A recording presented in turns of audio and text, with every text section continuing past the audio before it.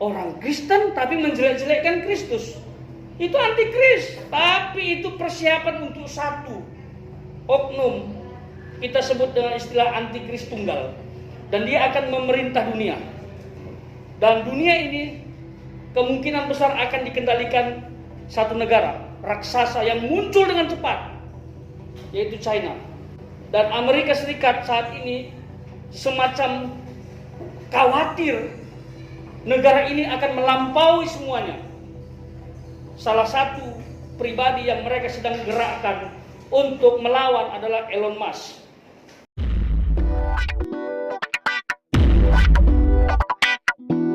Shalom semuanya.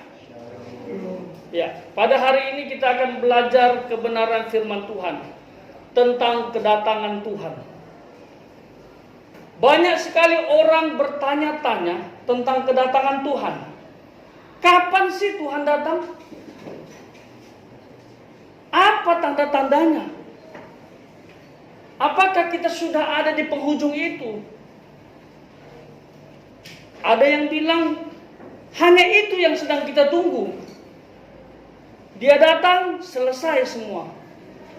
Zaman kita saat ini berakhir. Kita akan baca Markus 13 ayat 26 sampai 27. Pada waktu itu orang akan melihat Anak Manusia datang dalam awan-awan dengan segala kekuasaan dan kemuliaannya.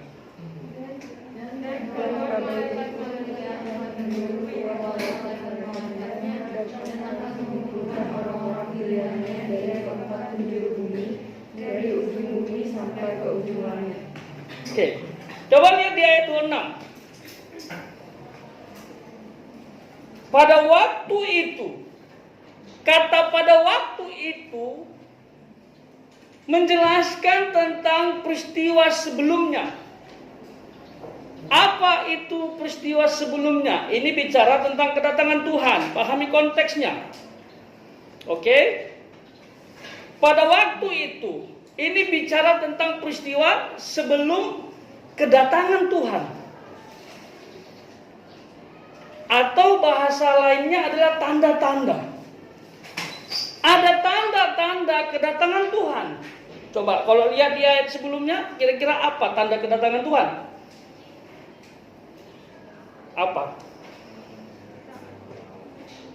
Kalau boleh kita simpulkan secara garis besar, yang pertama, tanda-tanda kedatangan Tuhan itu ada peperangan. Bangsa melawan bangsa, kerajaan melawan kerajaan, golongan melawan golongan. Intinya orang nggak lagi saling mengasihi.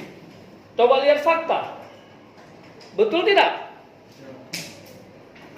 Kalau kalian lihat di berita, sampai saat ini masih berlangsung apa? Rusia invasi ke Ukraina. Mereka punya dalil, mereka punya alasan kenapa mereka harus berperang. Tapi sampai sekarang masih perang. Berapa orang yang korban? Banyak. Bahkan peperangan ini bisa memicu perang dunia ketiga. Kalau nggak hati-hati negara tetangga, ya, bisa menjadi perang dunia ketiga. Kalian pikir Indonesia nggak kena dampaknya? Pasti kena dampaknya. Jangankan perang dunia ketiga, Rusia Ukraina saja perang sudah mendatangkan resesi ekonomi. Minyak bumi mahal, sulit. Gandum sulit. Karena kedua negara ini penghasil terbesar minyak bumi dan gandum yang diekspor ke negara-negara lain. Coba yang terbaru, yang sedang hangat, apa yang mau berperang? Doakan supaya tidak terjadi perang. Tapi itu tanda-tanda kedatangan Tuhan. China hendak berperang dengan Taiwan. Taiwan nggak mau diatur sama China. China bilang kamu adalah China, harus ikut kami. Enggak, kami negara merdeka.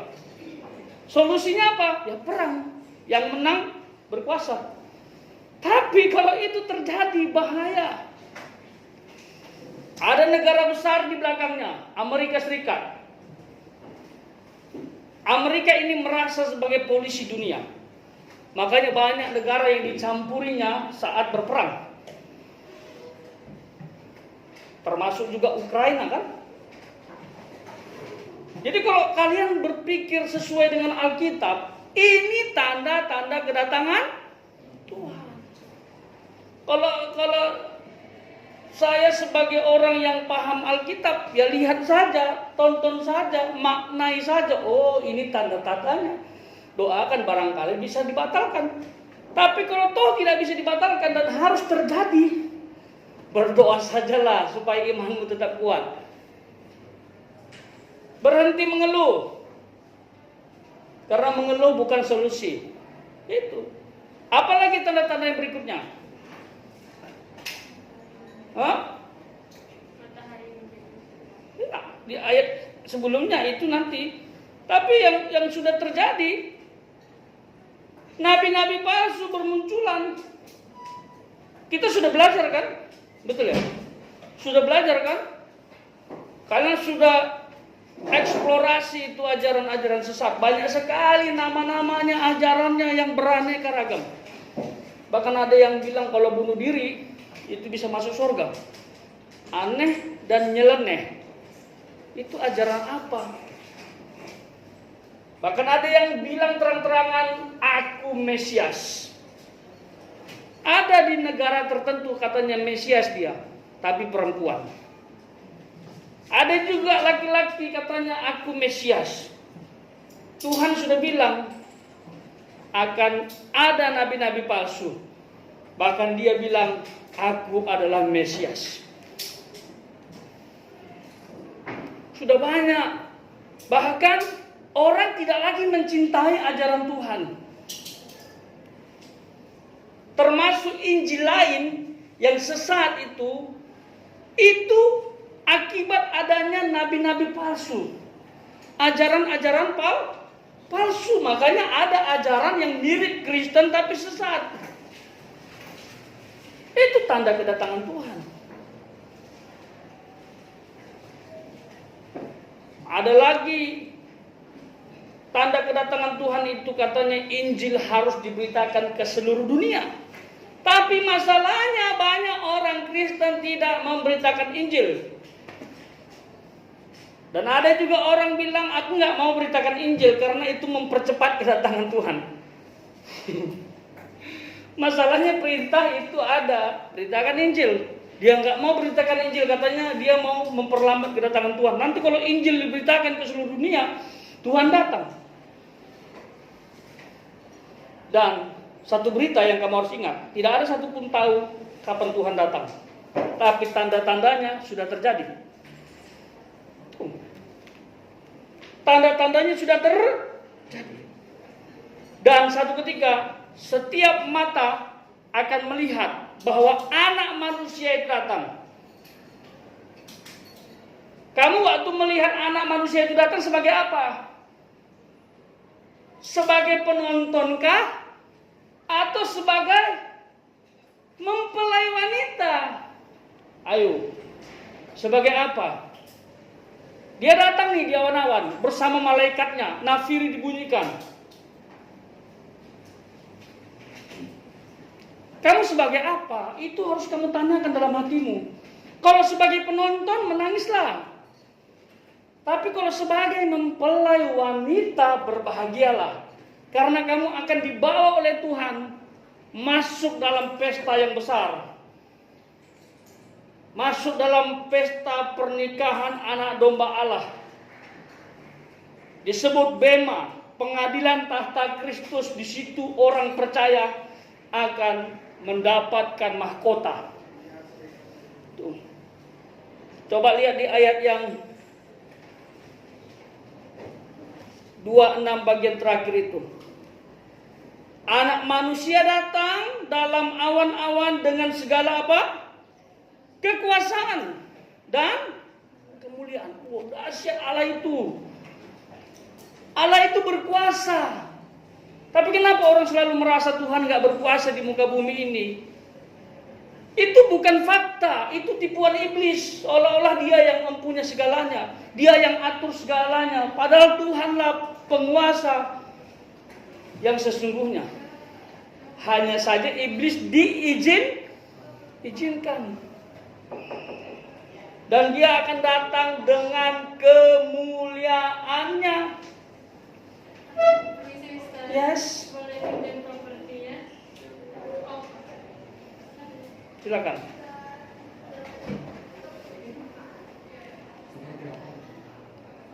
Apa itu? Thank you, Mister. Oh iya. Bagus ya bunganya. Oh iya dong. Bagaimana kita mengartikan kemuliaan Tuhan? Ayo. Kemuliaan itu bicara tentang keindahan, kemewahan, kehormatan dan lain sebagainya. Dan dia datang menjemput orang percaya loh. Bayangkan. Luar biasa itu. Coba lihat di ayat yang ke-7. Jelas itu, coba baca setelah hitungan yang ketiga. Ayat ke-27. 1, 2, 3.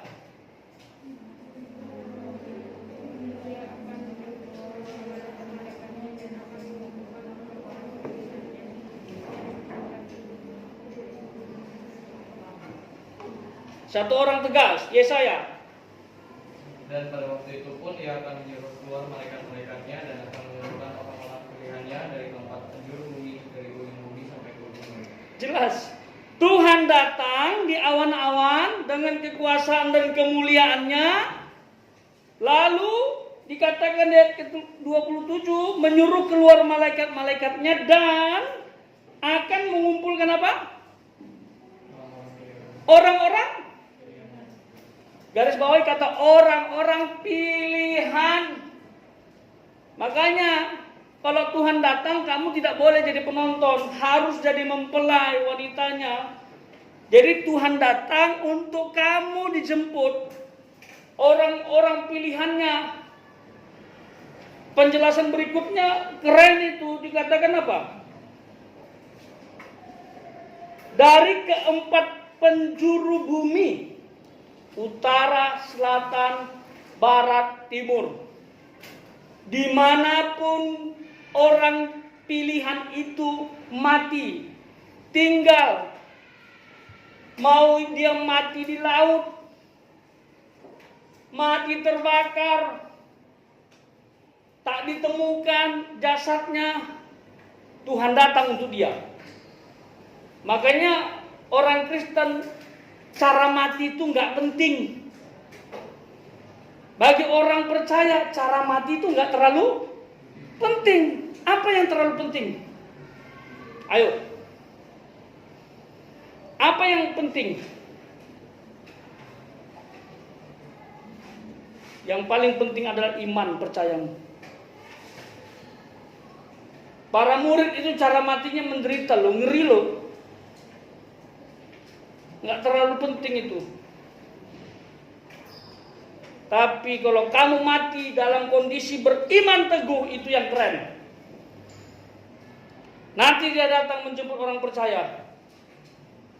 Kamu diangkat bersama Tuhan. Apakah kamu termasuk orang pilihan? Halo? Ketuk hatimu?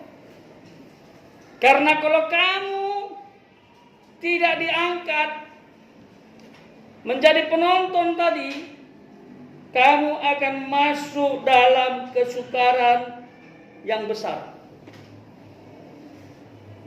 Kita menyebutnya dengan istilah tribulasi.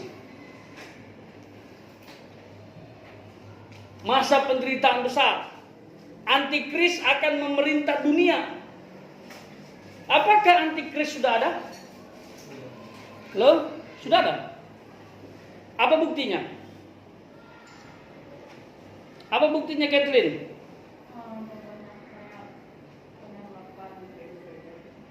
Penembakan.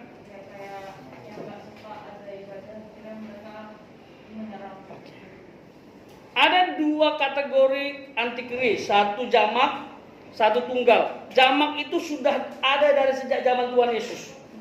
Mereka anti sama Kristus, itu antikris. Bahkan bisa lahir dari gerejamu. Bahkan mungkin duduk di sampingmu saat minggu ibadah. Itu antikris. Paham sampai di sini? Dia dengar khotbah, tapi pikirannya kemana-mana. Dia Kristen tetapi tidak cinta Tuhan. Itu antikris. Lalu Kristen dijelek-jelekkan. Orang Kristen tapi menjelek-jelekkan Kristus. Itu antikris. Tapi itu persiapan untuk satu oknum. Kita sebut dengan istilah antikris tunggal. Dan dia akan memerintah dunia. Sadarkah kamu persiapannya sudah nyata? Halo, siapa yang pernah mendengar lambang 66? Sudah ya? Ini kita harus ulang-ulang. Banyak persiapannya. Tadi Mister sharing dengan salah satu guru tentang persiapan dunia. Dan dunia ini kemungkinan besar akan dikendalikan satu negara raksasa yang muncul dengan cepat, yaitu China. Dan Amerika Serikat saat ini semacam khawatir negara ini akan melampaui semuanya. Makanya mereka juga bergerak cepat. Salah satu pribadi yang mereka sedang gerakkan untuk melawan adalah Elon Musk. Elon Musk juga canggih dengan segala metode, dengan segala teknologi yang dia buat. Bahkan dengar-dengar dia sedang buat alat komunikasi yang tanpa dicas, bisa hidup sampai kapanpun selama alat komunikasi itu terhubung dengan wifi. Canggih. Bentar lagi kemungkinan besar ini tafsirannya ada handphone yang nanti pakai layar tiup.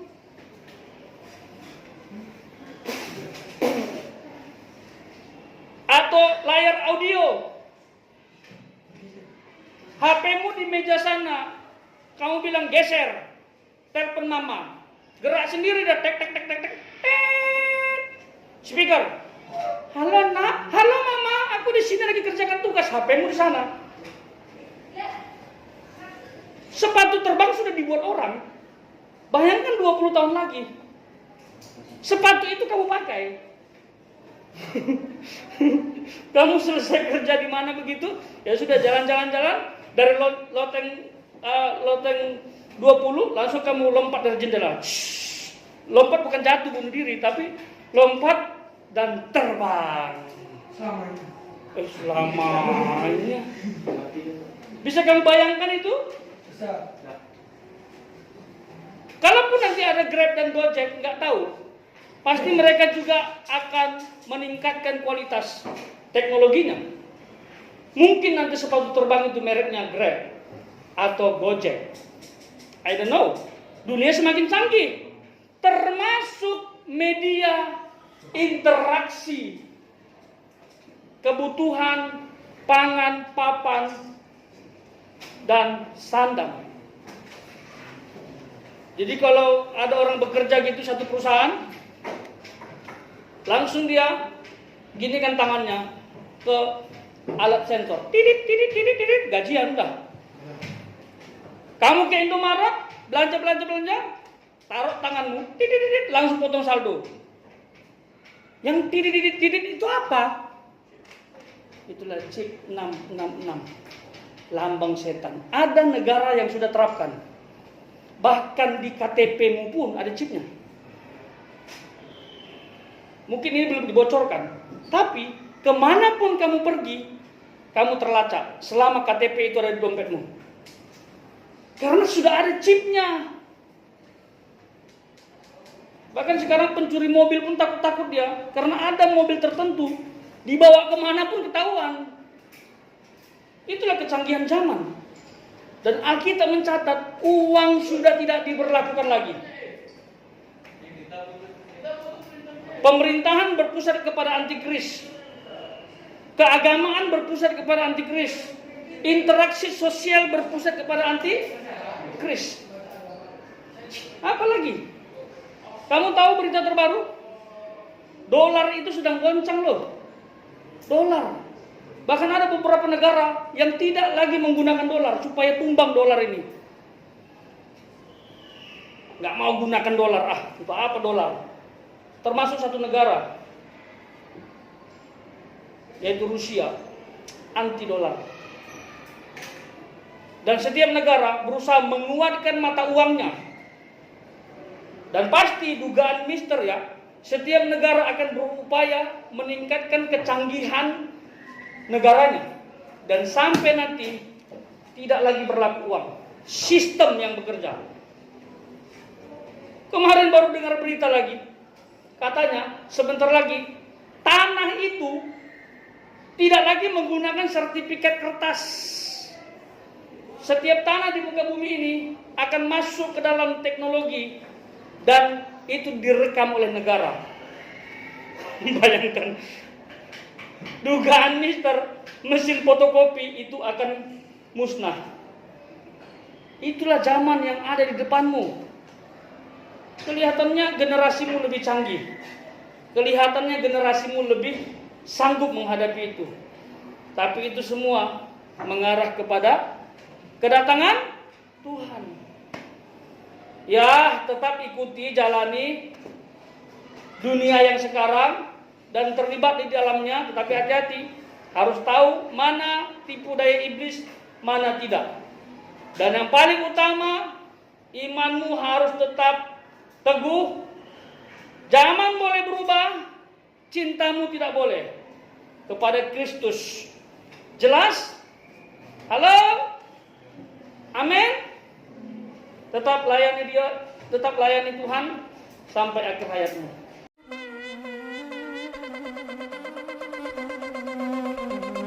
Joy to the world, the Lord is come. Let earth